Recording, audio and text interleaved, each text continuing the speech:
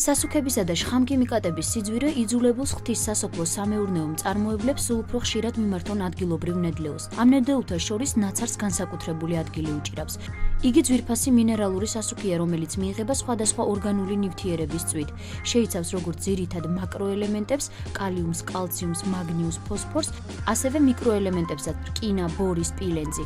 იგი ჩვეულებრივ გამოიყენება როგორც კალიუმიანი სასუქი და ნიადაგში შეიტანება 15-10 ცენტნერი ჰექტარზე. ნაცარში კალიუმის შემცველობა 10-დან 30%-მდე მერყეობს, ხოლო კალციუმის შემცველობა ზოგ შემთხვევაში აღემატება კალიუმის შემცველობას და იგი მჟავე ნიადაგის ნეიტრალიზაციისთვის შეიძლება გამოვიყენოთ.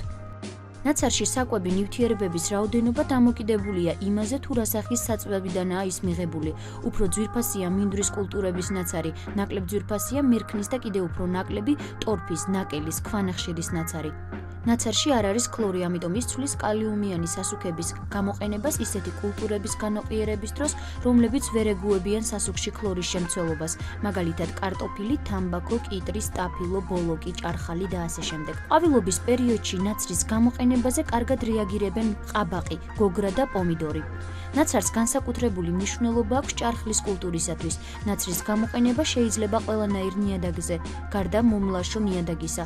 ნაცრის გამოყენების ეფექტურობა იზრდება მის ნაკელთან, ტორფთან და ნეშომპალასთან ერთად შეტანის დროს.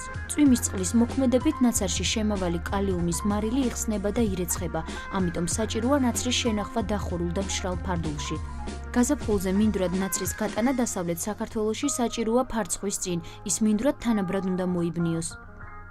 ზამთრის ცივ დღეებში ღუმელი უფრო აქტიურად მუშაობს, ყოველდღიურად გროვდება ბევრი ნაცარი, რომელიც ძალზე სასარგებლოა ნაკვეთებისთვის. თავად განსაჯეთ, ნაცარი აზოტის გარდა შეიცავს ბაღისა და ბოსტნის მცენარეთა პრაქტიკულად ყველა მასაზრდოებელ ელემენტს. ღუმელის ნაცარი განსაკუთრებით მდიდარია კალიუმით, რომელიც გამძლეობას მატებს ნაყოფს.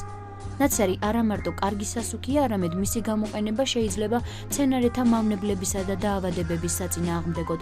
მაგალითად, ხახვს ხშირად აზიანებს ეგრეთ წოდებული ხახვის ბუზის მატლი, რომელიც მაის-ივნისში ჩნდება.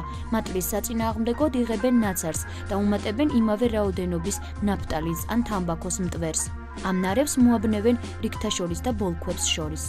მე ვარ ფერმერი, გისურვებთ წარმატებებს.